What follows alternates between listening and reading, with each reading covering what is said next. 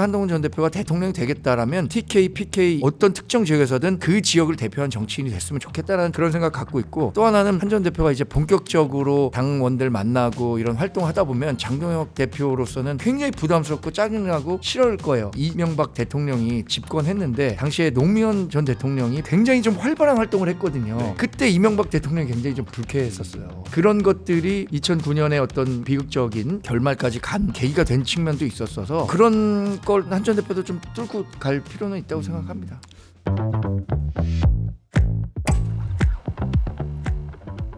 자연스럽게 좀 한동훈 전 대표에 대한 이야기도 꾸준히 나오고 있습니다. 사실 전당대회에 이제 출마를 하진 않았지만 향후의 그 정치 행보에 대해서는 뭐 기자들도 그렇고 굉장히 많은 관심을 가지고 있고, 뭐 서울경제였던 것 같은데 보도에 따르면 이제 다음 달 추석 전후로 전국 거점 도시 중심으로 민생 투어를 나설 거라는 보도도 있었고요. 정건희 대변인도 친한계로 분류가 되시는데 저도 범친한계로 친한계 이렇게 맞아? 맞으시죠? 저는 제가 정치한 다음에 네. 이런 말씀 많이 들었어요. 정치라는 게 결국엔 뜻이 같은 사람들의 결사체거든요.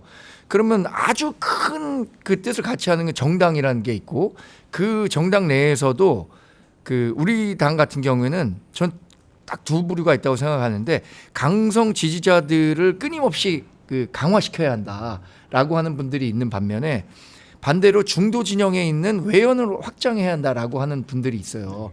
그 중도 외연 확장의 중심에 저는 한동훈 전 대표가 있다고 보고, 강성 지지자들을 계속 갖고 가야 된다. 이분들의 열성적인 지지 없이 당이 존립하기 어렵다라고 하는 분의 중심에 지금은 장동혁 대표가 있는 거죠. 장동혁 대표도 사실 지난해 이맘때까지만 하더라도 이 중도 외연 확장과 관련한 말씀들을 많이 하셨었는데, 이런 구도가 있는 가운데 저도 중도 외연 확장이 중요하다는 뜻을 같이 하고 있기 때문에 네. 한동훈 전 대표와 범친한 게 뭐 이렇게 평가를 받고 있는 것 같고요. 네.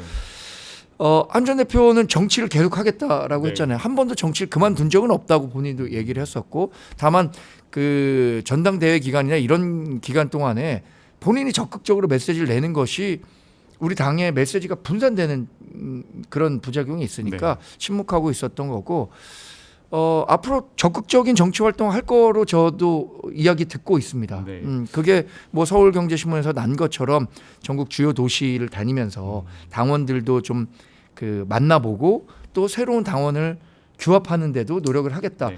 저는 그런 노력들은 하실 것 같아요. 우리 당원들이 이번 선거에서 드러난 것처럼 굉장히 그 아까 얘기한 강성 지지자들이 과잉 대표되는, 네. 오히려 중도 이 진영에 있는 분들은 투표를 안 하거나 오히려 수가 좀 줄었거나 이런 게 있기 때문에 이 진영을 강화시키는 정치적 행보를 할 걸로 알고 있습니다. 네. 저희 뭐 기자 출신이셔서 너무 잘하시겠지만 또 이게 첫 출연하셨는데 그래서 제가 어제 어떻게 이 좀 질문지를 없을까요? 보고 밤에 굉장히 고민했어요. 이거 어디까지 얘기를 해야 되나. 뭐 또 기자 출신이니까 더 아시겠지만, 뉴스가 되실 걸로. 네, 이게 제가 대변인 하면서도 특정 매체에 어떤 그 단독이 될 만한, 특종이 될 만한 것들을 제가 알더라도 드릴 수 없고, 좀 양해를 좀 부탁드리겠습니다. 알겠습니다. 대변인님 어제 근데 그 질문지를 먼저 보고 굉장히 고민했어요.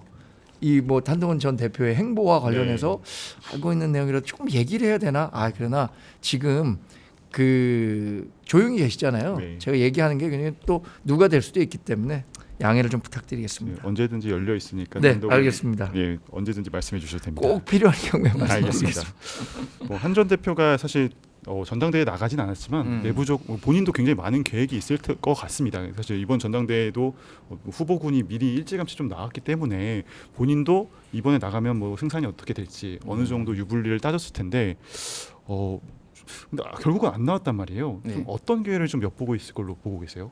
그러니까 그 한동훈 대표, 그러니까 전당대회 전에 나가야 된다 말아야 된다가 굉장히 많았죠. 그 예. 주변에서도 굉장히 말이 네. 많았고, 사실 이제 한동훈 전 대표도 고민이 많아서 저한테도 의견을 물어봤어요. 그래서 네. 뭐 이렇게 이제 전에서 물어와서 저는 안 나가는 게 좋겠다. 그때 이렇게 정치적으로 통찰력이 있는 분들께 많이 여쭤봤어요. 네. 우리 김진일 평론가, 또 여기 중도 진보 진영에 있는 평론가분들, 또 보수 진영에 있는 평론가분들께 여러 의견을 들었었고 그때 안 나가신다고 안 예, 나가는 게 좋겠다고 저는 말씀하셨죠. 안 나가는 게 좋겠다고 얘기했고 장성철 소장은 나가야 된다라고 얘기를 했고 뭐 그렇습니다. 그리고 이후의 행보도 네. 뭐 한동훈 대표도 좀 많이 느꼈던 건데 지금 정광재 대변인 얘기했지만은 이제 원래 당이 이렇게 좀 위축됐을 때는 오히려 짠물만 강성 당원들 위주로 많이 남아 있는 상황이니까 당원 배가 운동을 좀 적극적으로 해야 돼 그런 거를 좀 본인이 네. 한 느끼는 거 하나. 그리고 또 하나는 이제 본인에 대한 약간 그 배신자 이미지, 밉상 이미지를 네. 조금 밀착해가지고 좀 이렇게 극복해야 되겠다라는 얘기. 저도 사실 이 비슷한 얘기를 그래서 약간 의견을 드렸어요. 당원들을 좀 많이 만나는 게 좋겠다. 네. 뭐가 됐든 한번 만나면은 보면은 그래도 그 미운 감정이 조금 덜 든다. 그런 거를 그래서 오랫동안 좀 당장 할 일도 없고 계속 이제 돌돌이만 할 수는 없잖아요, 이것만. 아니, 방송에서 이거. 네. 예, 그러니까 이런 것들이 굉장히 좀 유효하게 당분간 있을 것 같은데 이거 하나하나 있을 때마다 장도혁 대표는 굉장히 불쾌할 거예요. 왜냐하면 또 이제 한동훈이 뭐 하고 있다라고 네. 하면은 그러니까 이게 신 스틸러 같은 거잖아요. 그러니까 계속 이제 스포트라이트를 받는 게 좀 불편하지 않을까 그런 생각이 네. 드네요. 저도 그 한동훈 전 대표의 행보와 관련해서는 이런 말씀 드려요. TK든 PK든 우리 전통 지지자들과 접점을 많이 가져야 하고 네. 앞으로 계속 정치를 하신다면 저는 두 지역 가운데 한 지역을 택해서 본인의 정치적 영향력을 확대할 수 있는 그쪽 내가 적어도 우리 대한민국 현실 정치 현실 네. 때문에 그렇습니다. 이 지역 정치인이라는 메시지 그러니까 그걸 좀 강화시키면 좋겠다는 생각을 합니다. 그 민주당의 대선 후보 공정식이 방정식이 있는 거잖아요. 네네네. 민주당은 호남을 기반으로 한 정당이지만 다 대통령 당선시켰을 때 어땠느냐? DJ를 제외하고는 다 영남 출신의 그렇죠. 예. 후보를 데려와서 당선시켰던 거거든요. 저는 그런 측면에서 한동훈 전 대표가 대통령이 되겠다라면 TK, PK 어떤 특정 지역에서든 그 지역을 대표한 정치인이 됐으면 좋겠다라는 전 그런 생각 갖고 있고 또 하나는 지금 말씀하신 것처럼 한 전 대표가 이제 본격적으로 당원들 만나고 이런 활동을 하다 보면 장동혁 대표로서는 굉장히 부담스럽고 짜증나고 싫을 거예요. 네. 그게 2008년 9년에 저는 이명박 대통령이 집권했는데 당시에 노무현 전 대통령이 봉화마을에 내려가셨어요. 그러면 전직 대통령으로서 그냥 뭐 문재인 전 대통령은 좀 비교적 조용한 편이죠. 근데 노무현 전 대통령 당시에 굉장히 좀 활발한 활동을 했거든요. 네. 그때 이명박 대통령이 굉장히 좀 불쾌했었어요. 그런 것들이 2009년에 어떤 그 비극적인 결말까지 간 어떤 계기가 된 측면도 있었어서 네. 뭐 그런 걸 뭐 전 한 전 대표도 좀 뚫고 갈 필요는 있다고 생각합니다. 그 장동혁 대표 이야기가 나와서 그런데 사실 조금 예전 시간이 지난 일이긴 한데 사실 장동혁 대표가 친한계 인사로 분류가 됐던 시기가 있었고 그런데 어떤 여러 계기로 인해서 좀 변심했다. 그래서 한동훈 대표에 대해서 서운한 게 많았다. 뭐 이런 이야기가 있었는데 사실 곁에서 좀 보셨었잖아요. 그럼 좀 틀어지게 된 계기는 좀 뭐라고 보셨어요? 말씀드리기 조금 곤란하지만 일단 장동혁 의원 당시의 최고위원은 한동훈 전 대표가 당을 운영하는 과정에서 본인의 이야기가 100% 받아들여지지 않는다라는 데 대한 실망감이 좀 있었던 거죠. 네. 근데 저도 정치에 보면 밑에 있는 측근들이 아무리 친하다고 하더라도 이 사람 의견만 100% 받잖아요. 그렇죠. 그럼 다른 사람 의견이 완전히 네. 그 말살되는 거잖아요. 그렇기 때문에 이분 입장에서는 왜 내 얘기를 안 듣지라고 생각할 수 있지만 그것을 받아들이는 리더 입장에서는 충분히 이분들 좀 경청하고 있는데 이런 그 서로 인식의 차이는 발생할 수도 있을 것 같아요. 네. 그런데 수석 최고위원으로서 분명히 그런 그 실망감이 있었을 것 같고요. 결정적으로는 탄핵과 관련해서 의견이 달랐던 거죠. 뭐 그 한동훈 전 대표는 당시에 한 번 맞고 더 이상 어떻게 막을 수 있겠냐. 당시에 그 여론이나 뭐 집회나 봤을 때 만약에 12월 14일도 통과가 안 됐을 때는 그때 모였던 여의도에 있는 탄핵 그 집회하는 분들이 우리 당사로 들어오지 않을까? 네. 이런 정도 걱정까지 할 정도로 그 골심을 많이 했는데 그럼에도 불구하고 장동혁 대표는 탄핵과 관련해서 더 막아야 된다라는 의견을 계속 했었던 것 같아요. 네. 네. 아니 뭐 짧게 곤란하신 것 같으니까 안 곤란한 제가 네.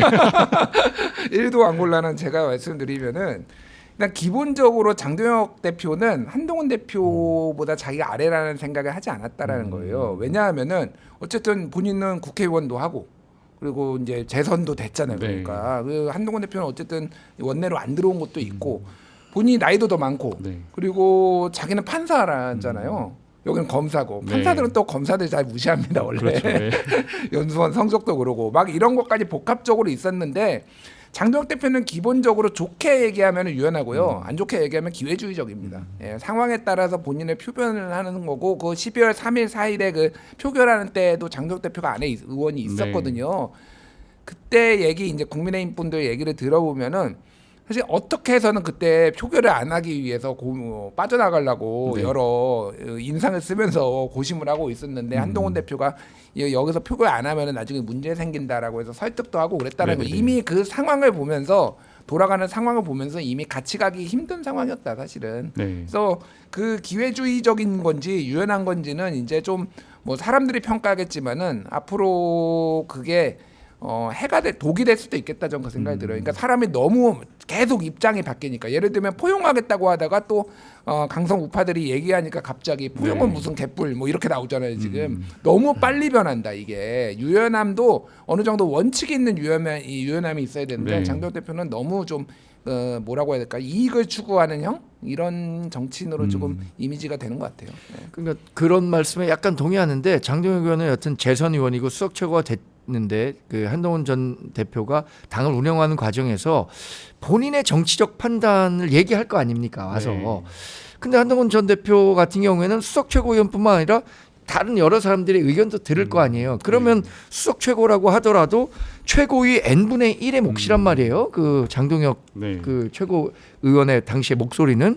그런데 본인이 n분의 1로 치부되는 것에 네. 대한 불만이 있었겠죠. 저는 뭐 그게 일종의 장동혁 전 대표로서는 한동훈 전 대표와 이게 거리가 멀어지는 계기가 되지 않았을까 싶어요. 두 분 열띤 토론 하다 보니 여러 댓글들이 지금 달리고 있는데 댓글 중에 또 아마 저희가 초반에 말씀을 드렸는데 그 얘기를 하시는 분들이 있네요. 그러니까 정광재 대표님이 이제 장동혁 체제 들어가지고 예. 이제 대변인직에서 네. 여기 표현은 잘렸다 이렇게 표현이 되는데. 아 근데 이건 그 설명- 잘렸다는 표현도 조금 애매한 게 원래 그 정당은 지도부가 들어서면 그 지도부에 맞는 임명직 당직자들을 인선하잖아요. 네, 네. 저는 그래서 이번에 8명의 원외 그 대변인이 있었는데 모두 일괄 면직된 네. 상태예요. 그래서 네, 네. 뭐 장동혁 대표가 저를 잘랐다 네. 이런 표현은 정확한 건 아니고 네. 일괄 면직된 상태고 다시 이제 인선을 구성하는 데 있어서 저를 쓸 건지 안 쓸 건지 네. 이걸 결정하는 것은 이제 당 대표 네. 또는 최고위원회의 그 결론이겠죠. 네, 네. 저희 구독자분들의 이제 궁금증이었습니다. 네, 감사드리고요. 한동훈 전 대표가 이제 내란 특검 팀에서 또 이제 참고인 출석 요청할 것이라는 보도들도 있는데 한동훈 전 대표가 나설까요? 이 내란 특검 수사. 아니 저는 뭐 내란 특검에 응하실 이유는 전 개인적으로 전혀 없다고 생각하고 네. 왜냐 지금 특검이 우리 당을 상대로 전방위적 조사를 네. 하고 있단 말이에요. 특히 이 당원 명부를 가져와라 이런 정도로 우리 당을 압박하고 있는데 우리 당을 이끌었던 전직 당 대표가 특검의 수사에 참고인으로라도 응한다는 것 자체가 네. 말이 안 되는 거죠. 그리고 지금 특검 수사는 저는 할 거 이미 다 했다고 생각해요. 뭐 특검 더 연장한다는 법안 낸다고 하지만 이미 확보할 수 있는 정황 증거라 증언 뭐 이런 것들 다 확보했는데 그 국민이 먼저다라는 책 보시면은 거의 분초 단위로 당시의 상황이 그 진술이 돼 있습니다. 네. 또 뭐 조경태 의원이라든가 김혜지 의원들 이미 그 특검에 가서 참고인 조사를 받았는데 이걸 통해서도 충분히 알 수 있는 거기 때문에 한동훈 전 대표가 거기에 간다고 해서 특검이 뭔가 더 새로운 수사에 관한 이익을 얻을 수 있느냐 그것도 아닌 것 같고 한동훈 전 대표도 이게 어떤 식으로 정치적으로 해석될 수 있는지에 대해서 그것도 해석 못하면 정치 그만하셔야죠. 그래서 안 나가실 겁니다. 네. 알겠습니다.